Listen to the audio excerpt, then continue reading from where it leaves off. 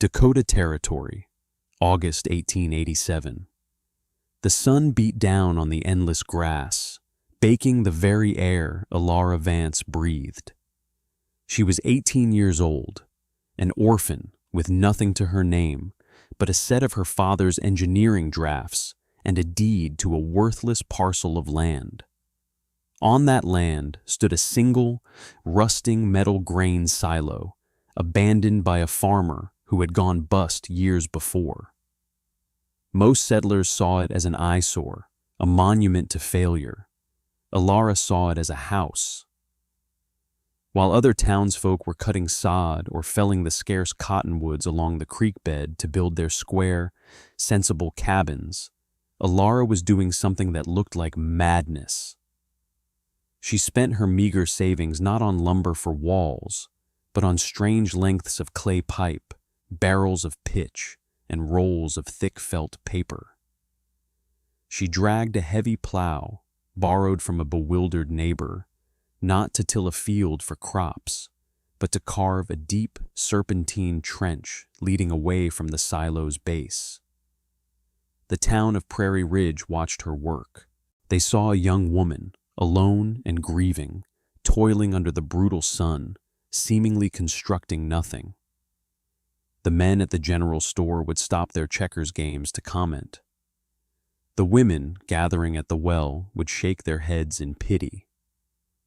They called her project Vance's Folly. Some, less kind, called it the Tin Coffin. They believed she was building her own tomb, a metal furnace that would cook her alive in the summer and, come winter, flash freeze her solid. They were certain she would be begging for shelter by the first frost. But they were wrong. What did this shipwright's daughter understand about thermodynamics and fluid dynamics that every experienced prairie builder, every seasoned frontiersman, had completely missed? Stay with me and hit that subscribe button right now, because the answer would not only save her life, it would redefine survival on the northern plains. To understand the genius of her solution, you must first understand the brutality of the problem. Winter in the Dakota Territory was not merely cold, it was an active, malevolent force. It was a predator that hunted the careless and the unprepared. The land was flat, featureless, and offered no protection from the wind. A wind that blew without cease from November until April, a constant scouring pressure that seemed to suck the very heat from a man's bones. The settlers of Prairie Ridge built as their fathers and grandfathers had. They built square cabins from sod or rough-hewn timber. These designs were familiar, traditional, and tested by generations in the gentler climates of Ohio, Pennsylvania, and New York. But here, on the northern plains, these methods were failing catastrophically. A square house presented 4 sharp corners and 4 flat walls to the wind. This created immense pressure on the windward side and a vacuum on the leeward side, a combination that pulled heat directly through the smallest gaps. The wind didn't just blow against the cabins, it infiltrated them. It found every crack in the chinking, every gap around a window frame, every space beneath the door. Inside these homes, life was a constant battle for warmth. Families huddled around pot-bellied stoves that glowed cherry red, yet 6 feet away, water would freeze in its bucket. A rime of crystalline frost would grow on the interior of the walls, a beautiful and deadly filigree that crept inward night after night. Blankets on the beds would grow stiff with frozen condensation from the sleeper's own breath. Ink froze in its wells, and potatoes had to be stored under the bed to keep from turning to solid blocks of ice. The cost was measured in fuel. The plains offered little wood, so settlers burned twisted hay, dried dung, or expensive coal hauled by the railroad. A family could burn through a winter's supply in a single month of severe cold, leaving them to face the remaining months with a terrifying choice. Burn your furniture, burn your seed corn, or freeze. This constant, desperate struggle for heat exhausted them, drained their resources, and left them vulnerable. Every winter claimed lives, not just from the cold itself, but from the pneumonia and sickness that thrived in the damp, drafty cabins. Alara Vance had seen this inefficiency firsthand. She had spent the previous winter, after her father's death, boarding with a local family. She saw the mountain of fuel they consumed. She felt the drafts that never stopped. She watched the frost climb the walls.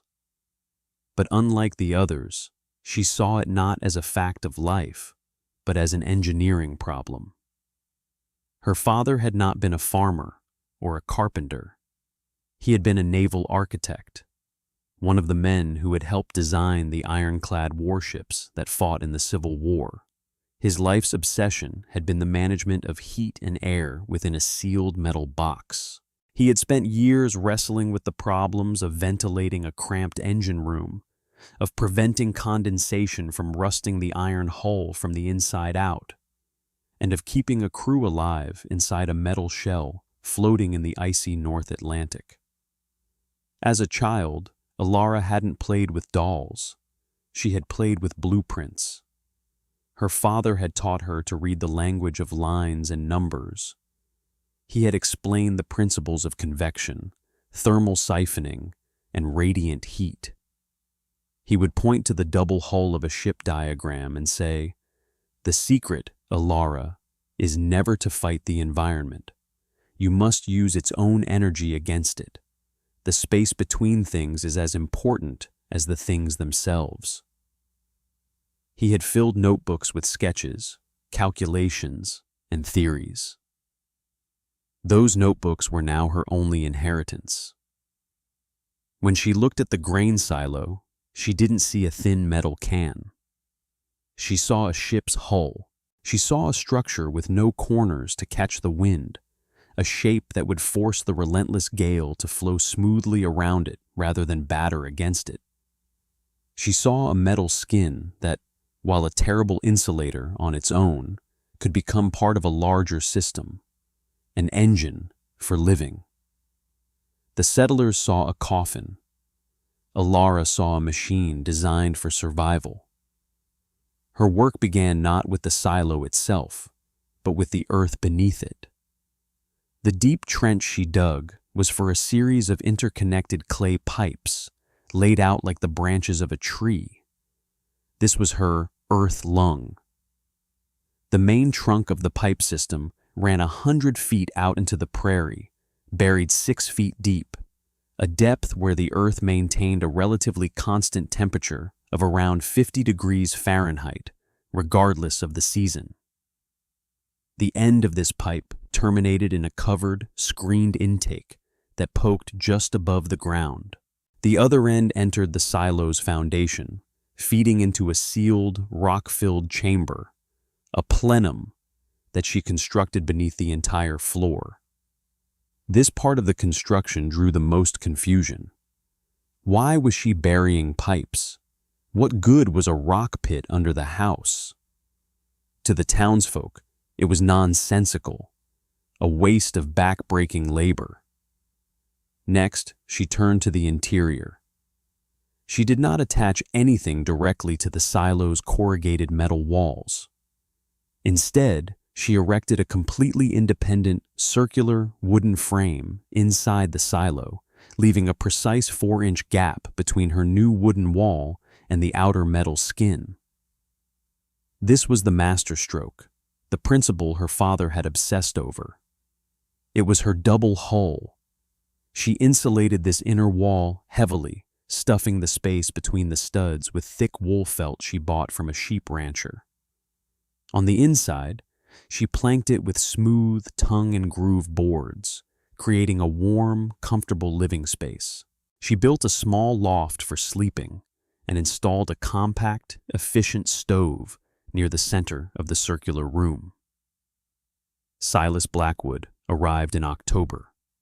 He was the town's master carpenter, a man whose opinion on construction was considered law. He had built more than half the structures in Prairie Ridge, and his work was solid, honest, and traditional. He was not a cruel man, but he was a proud one, and he felt a duty to prevent this young woman from killing herself through sheer ignorance. He found her on a ladder, fitting the final interior plank. He stood for a long moment, taking in the strange, circular room and the visible gap between her wooden wall and the outer metal shell. "Miss Vance," he began, his voice firm, but not unkind. "I've come to offer some friendly advice. This will not work." Alara paused her work, looking down at him. "Mr. Blackwood," he gestured at the gap. "That space you've left, it's a trap. In the winter, the warm air from your stove will touch that cold metal. It will sweat. The condensation will run down and pool at the bottom. In a month, you'll have a ring of solid ice inside your wall. By spring, every piece of wood down there will be rotten." It was a sound, logical argument based on everything he knew about building. "I've accounted for that," she said simply, and returned to her hammering. He was taken aback by her lack of deference. "Furthermore," he pressed, "that metal outside. It's a conductor, not an insulator. The stove will heat it, and the wind will strip that heat away instantly. You'll burn 5 times the wood of a normal cabin just to stay alive. It's a stove in a sieve." "The metal is part of the engine," she replied, not bothering to look down this time. Frustrated, Silas made his final point. "And the shape. A house needs corners. It needs bracing. A hard winter wind could buckle this whole thing like a tin can. It's a death trap, girl. Abandon this folly. I'll help you build a proper sod house before the ground freezes solid. No charge for my time." Alara finally set down her hammer and looked at him. Her face was calm, resolute. "Thank you for your concern, Mr. Blackwood, but I trust my father's designs." Silas Blackwood left, shaking his head. He had tried. He told everyone at the trading post that the girl was stubborn beyond reason. The name Vance's Folly stuck, now cemented by the judgment of the town's most respected builder. The community's pity curdled into a kind of morbid curiosity. They were no longer just watching a fool, they were waiting for a tragedy. What Silas and the others couldn't see was the complete system. They saw individual parts and judged them by the standards of a conventional house. They didn't see the engine Alara had built. Here is how it worked. The stove, placed in the center of the room, heated the interior space. Some of that heat would inevitably pass through the insulated inner wall and warm the air in the 4-inch gap between the walls. This was the crucial step. Hot air, as her father taught her, always rises. As the air in the sealed gap warmed, it would rise, traveling up the curve of the silo. At the peak of the roof, Alara had installed a small, shielded vent that led back into the living space. This created a gentle, continuous thermal siphon. The rising warm air in the gap would pull new, cooler air up to replace it. And where did that replacement air come from? It came from the rock-filled plenum beneath the floor. And the plenum, in turn, drew its air from the hundreds of feet of clay pipe buried 6 feet under the prairie. The system was a lung, breathing in rhythm with the fire. When the outside air was a lethal 10 degrees below zero, the air drawn through the earth lung would be warmed to 50 degrees by the time it entered the plenum. This 50-degree air would then be pulled up through small grates in the floor and into the living space, a constant supply of fresh, pre-warmed air. There were no drafts of Arctic air from around windows or under the door. Simultaneously, the rising column of warm air in the wall gap kept the interior surface of the metal shell just warm enough to prevent condensation. Silas Blackwood's prediction of a sweating, rotting wall was defeated by constant air movement. The metal skin wasn't a liability, it was the radiator for a giant passive heating machine. The wind that Silas feared would strip the heat away actually amplified the effect, cooling the exterior and increasing the temperature differential that drove the convection loop. The harder the wind blew, the better the engine worked. Alara finished her work in late November. She had a small woodpile, barely a quarter of what a normal cabin would require for the winter. She had her father's books, a few provisions, and a deep, quiet confidence that terrified her neighbors. They saw a foolish girl sealing herself inside a metal tomb. She saw a mariner battening down the hatches, ready for the storm. Then December came. It was cold, but not unusually so. The town watched her chimney. A thin curl of smoke rose from it in the mornings and evenings, far less than from their own. They assumed she was rationing fuel, already feeling the bite. In reality, she was perfectly comfortable, often having to damp down her stove to keep from overheating the small space. The first week of January, 1888, was strangely mild. A warm wind blew from the south, melting the shallow snowpack. Farmers who had been cooped up for weeks ventured out, checking on livestock, planning trips to town. The sky was a hazy, deceptive gray. No one suspected what was gathering in the north, a colossal mass of Arctic air, a meteorological bomb preparing to detonate over the plains.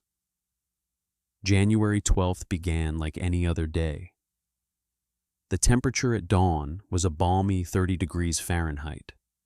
Children walked to the one-room schoolhouse without heavy coats. Alara spent the morning reading one of her father's physics textbooks, a cup of tea steaming gently on the table beside her. Around noon, the change began. It was subtle at first. The wind died down to an eerie calm. The sky darkened, not like a storm approaching, but as if the sun were being snuffed out. Then, a low, guttural roar started in the northwest. It was not the sound of wind, but of something more substantial, a solid wall of weather moving at incredible speed. Within minutes, the temperature plummeted. It dropped from 30 above to 10 below zero in what felt like a single, brutal exhalation from the Arctic. The roar became a shriek as the wind hit, a 70-mile-per-hour blast of fine, blinding snow. This was no gentle snowfall. It was a horizontal blizzard, a white hurricane that instantly reduced visibility to zero. The schoolchildren's blizzard had struck. Across the territory, people were caught completely exposed. Men in their fields were lost within 100 yards of their own homes, wandering in circles until they froze. Children, dismissed from school, walked out into a world that had vanished behind a wall of white. In Prairie Ridge, the town descended into chaos, and then into a frozen siege. The wind hammered against the square cabins, forcing snow through every imaginable crack. It sounded like the walls were being sandblasted. Inside, the temperature dropped with terrifying speed. Stoves that had been keeping homes comfortable were suddenly fighting a losing war. The wind was pulling the heat out faster than they could generate it. Families stuffed rags, blankets, anything they could find, into the gaps around doors and windows. They fed their stoves constantly. the metal glowing a desperate, angry red. The woodpiles, which had seemed adequate for a whole winter, were being consumed at a nightmare pace. Within hours, the carefully stacked cords were visibly shrinking. Silas Blackwood's own home, the best-built house in town, was struggling. He had used seasoned oak with tight-fitting joints and careful chinking, but the wind was relentless. He could feel the cold radiating from the north wall, a physical presence in the room. His wife and 2 young sons were huddled by the stove, wrapped in every blanket they owned. He stood by the woodbox, a growing dread in his heart. At this rate, their fuel would be gone in 2 days. 2 days in a storm that showed no signs of abating. The temperature outside had now dropped to 25 below zero, with a wind chill that was simply unimaginable. He thought of the other families in their less sturdy sod houses, and his stomach clenched. Then a different thought pierced through his fear, a thought that brought with it a cold spike of guilt. Alara Vance, the girl in the tin can, the fool on the hill. He imagined the inside of that silo. The metal, now super-cooled by the wind, would be sucking the life out of the air. The condensation he predicted must have formed a solid sheet of ice. The stove, a tiny speck of heat in a giant freezer, would be useless. She was alone. She had no one to help her. He pictured her, frozen solid, a victim of her own stubborn pride. And he, Silas Blackwood, the town's expert, had stood by and let it happen. He had offered advice, been rebuffed, and then walked away, content in his own superior knowledge. The thought was unbearable. He had to go. He had to try. Maybe she was still alive. Maybe he could bring her back to his home, as crowded and cold as it was. His wife pleaded with him not to go. It was suicide to venture out. But he couldn't stay. He wrapped himself in layers of wool, pulled a heavy buffalo coat over it all, and tied a rope from his front door to the guide rope that ran down the town's main path to the general store. It was the only way to navigate in the blinding whiteout. The journey was a descent into hell. The moment he stepped outside, the wind tore the breath from his lungs. It was a physical assault, a battering ram of ice and air. The snow wasn't falling. It was flying parallel to the ground, a torrent of sharp, stinging particles that scoured his exposed skin. He couldn't see his own feet. He moved by feel alone, his mittened hands clinging desperately to the frozen guide rope. The 100 yards to where the silo stood, just outside the main cluster of homes, felt like miles. The wind shrieked, a constant, high-pitched scream that vibrated in his teeth. He felt his beard freeze solid to his scarf. Each breath was a painful intake of Arctic air.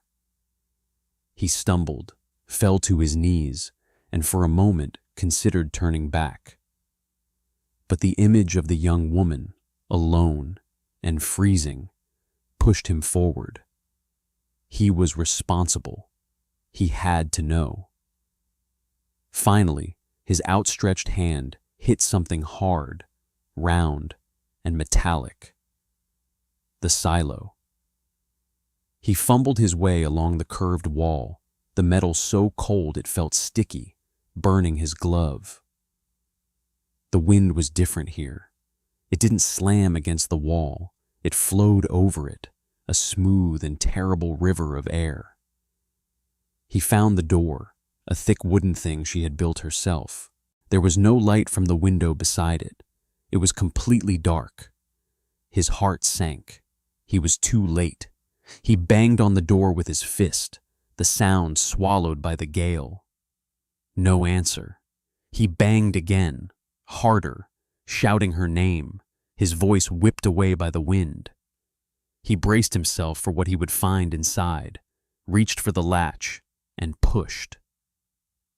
The door swung inward. It was not the cold that struck him. It was the heat. It rolled out of the doorway not as a gentle warmth, but as a physical wave, a thick, silent tide of heat that washed over his frozen body. It was the kind of enveloping warmth he hadn't felt since standing in front of a baker's oven. He staggered forward, stumbling over the threshold into a world that should not have been possible. He slammed the door shut behind him, cutting off the shriek of the storm. The sudden silence was as shocking as the warmth. He stood there, blinking, his eyes struggling to adjust. Snow and ice caked his coat, his beard, his eyebrows. He was a creature of the storm, an invader from a world of frozen chaos. The room was bathed in the soft, steady light of 2 oil lamps. It was a single round space, clean and orderly. The air smelled faintly of pine wood, hot metal, and something else. Baking bread. Alara Vance was sitting at a small table in the center of the room. She was in her shirt sleeves. Her feet were bare. She looked up from her book, not with alarm, but with a calm, quiet curiosity. On the stove beside her, a kettle let out a gentle puff of steam. A small pan of rising dough sat on a stool nearby, basking in the stove's radiant glow. Silas stood, dumbfounded. He looked around the room, his mind refusing to process what his senses were telling him. There was no frost on the walls, none. His own walls, a foot thick, were covered in it. Hers were bare, smooth, and warm to the eye. The air was not just warm, it was fresh and dry. There was no hint of the damp chill that plagued every other home in the territory. The floorboards beneath his feet were warm. He was an expert builder. He knew what it took to keep a house livable in this cold. It took a roaring, ravenous fire and a constant battle against drafts. What he was seeing was not just unlikely, it was a violation of the laws of physics as he understood them. "Mr. Blackwood," Alara said, her voice even, "are you all right? You look frozen through." His mind began to work again, fighting through the shock. He was a practical man. He sought practical answers. His eyes darted to the wood box. It was small, and it was nearly full. This was the detail that broke his understanding of the world. He knew, with the certainty of a man who had been calculating fuel needs his entire life, exactly how much wood it took to fight 25 below. He was burning a log every 15 minutes. Her wood box held maybe a dozen small logs. "Your fire," he stammered, his frozen lips struggling to form the words. "How much wood have you burned today?" "3 logs," she said. "I put the third one in about an hour ago. 3 logs. The number was so small, so absurd, that he almost laughed. It was impossible. He took a step forward, and without asking permission, placed his bare hand against the north-facing interior wall, the wall that should have been the coldest part of the house. It was warm, not just not cold.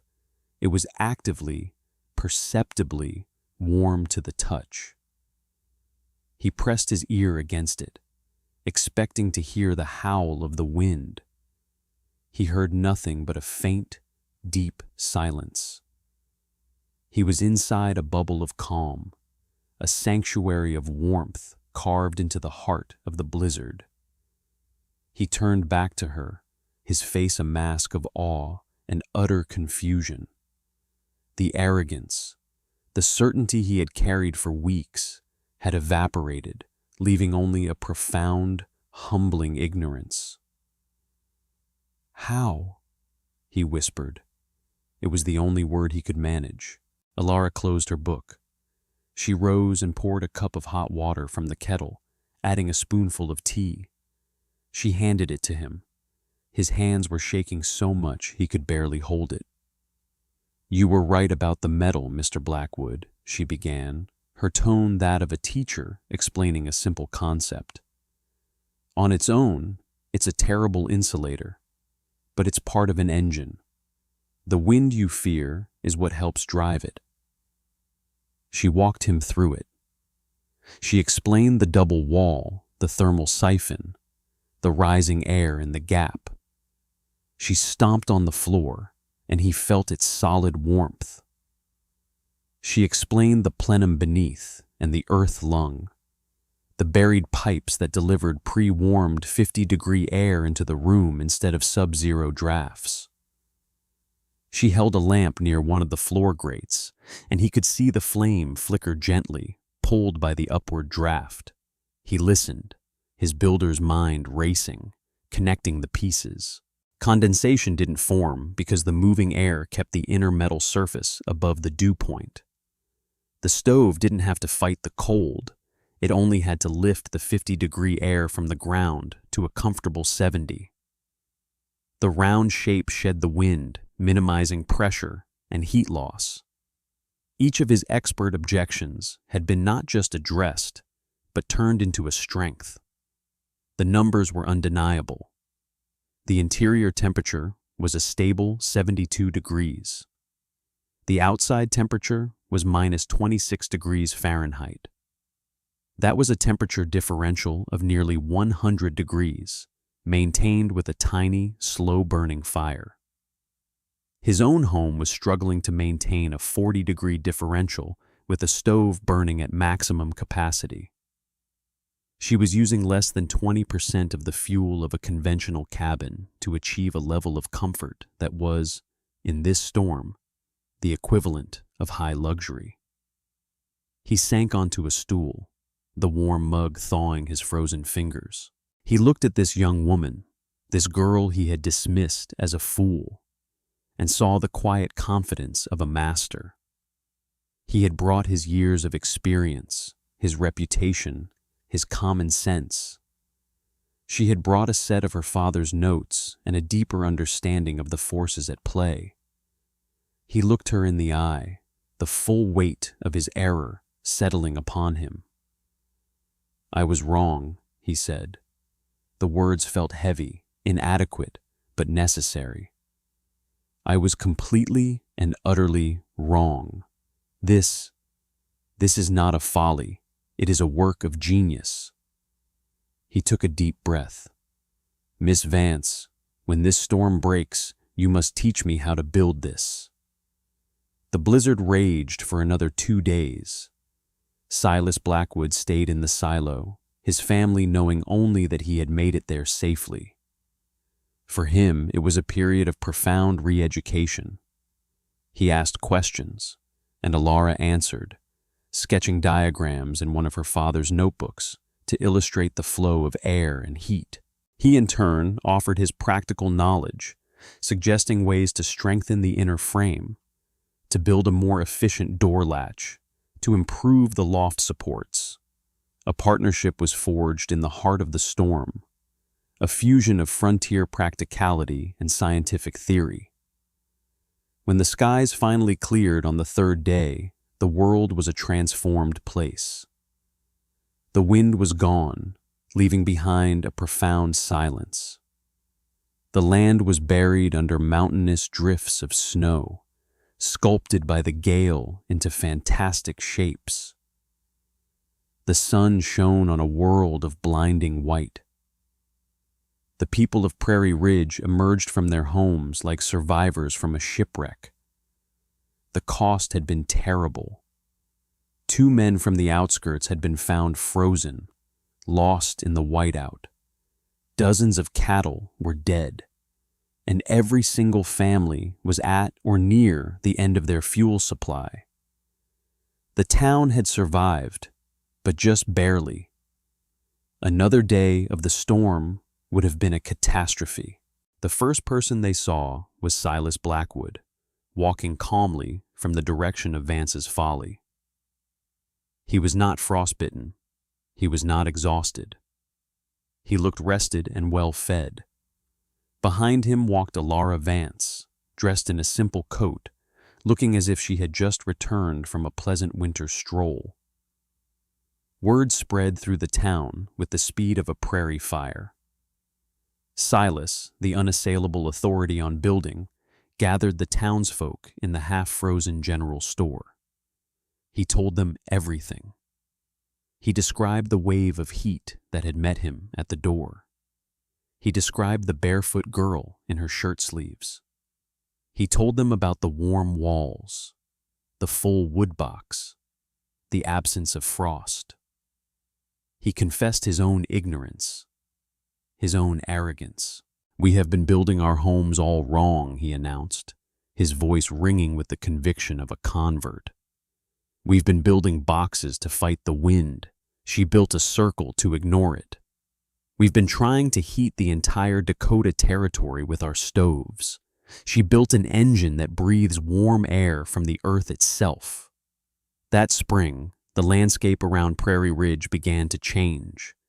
The first project was a new schoolhouse, built on Alara's principles, with Silas Blackwood leading the construction crew and Alara acting as supervising engineer. They dug trenches for the earth lung, built the double-walled round structure, and installed the central stove. The name Vance's Folly was never spoken again. Now they called it the Vance Method, or simply the Warm House. Alara never sought fame or payment. She shared her father's notebooks freely, helping anyone who asked.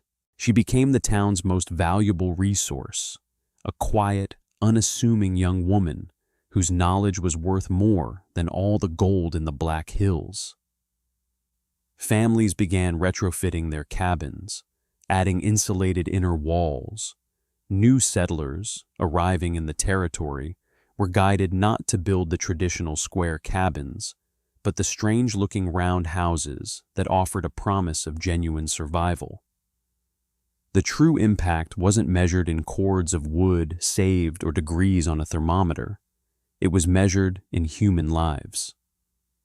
The following winters were just as harsh, but the death toll in Prairie Ridge dropped to 0. Children were no longer sick with constant colds from living in damp, drafty homes. Families were freed from the tyranny of the woodpile, able to use their time and resources for improving their lives rather than just enduring. It was measured in the simple, profound dignity of being warm and safe in the face of one of nature's most brutal environments. Alara Vance's solution was a landmark of vernacular architecture, an idea born from a unique fusion of naval engineering and frontier necessity. Her silo home was a testament to the power of seeing a problem differently, of questioning tradition not for the sake of rebellion, but for the sake of finding a better way. The principles she employed were not magic. They were the fundamentals of thermodynamics, ideas that live on today in modern passive house design, in the science of heat exchangers, and in the concept of geothermal climate control. She proved that the most elegant solutions are often not about brute force, but about working intelligently with the forces of nature, rather than against them. Her story is a powerful reminder that sometimes the most revolutionary ideas come from the quietest corners, from those who have been overlooked and underestimated. If this story changed the way you think about a simple wall or a cold winter's night, hit that like button and subscribe for more stories of forgotten wisdom. Now I have a question for you. What's the coldest winter you've ever had to face? Let me know in the comments below. The story you have just heard is a fictionalized account created for educational and entertainment purposes. While the historical setting and the scientific principles of thermal mass, air gap insulation, and passive geothermal exchange are real, the characters, specific events, and the town of Prairie Ridge are products of imagination. This narrative is intended to illustrate these engineering concepts in a compelling format and does not constitute professional architectural or engineering advice. Thank you for watching.